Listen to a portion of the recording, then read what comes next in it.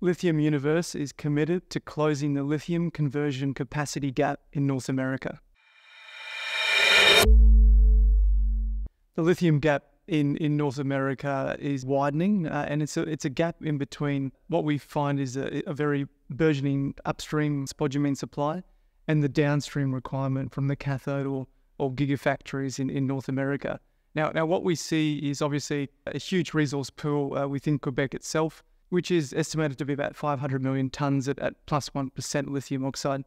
Now, this is expanding, obviously, with the introduction of Australian expertise and explorers into the region, and we see that number growing. And we're also seeing big resources coming out of Brazil, in the Ichinga region, also within West Africa and Southern Africa. So we got exposure to that Atlantic corridor, as well as the North American region. So we've got this huge supply of spodumene within the proximity of Bécancour in particular. And then on the other side, on the downstream, we have gigafactories. We've got about 30 gigafactories and cathode active material factories coming online by 2028. Now, what we estimate is around 1,000 gigawatt hours by 2028.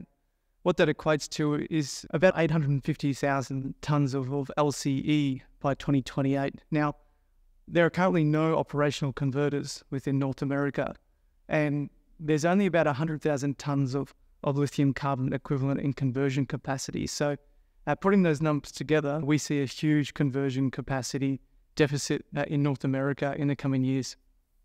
Lithium Universe is poised to address this with our Bécancour refinery. We've just signed the option at Bécancour earlier this year, and it's a waterfront industrial estate in between Quebec City and Montreal. So it's in the Montreal metropolitan area. We've got access to highway, port infrastructure, and rail.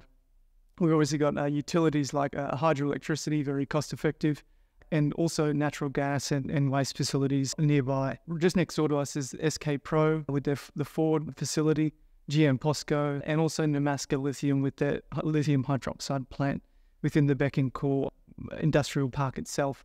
Now, Lithium Universe is currently going through engineering studies for our lithium carbonate plant, 16,000 tonne per annum, and designed on the basis of the Jiangsu plant, which our directors and management had so much success with back in Galaxy.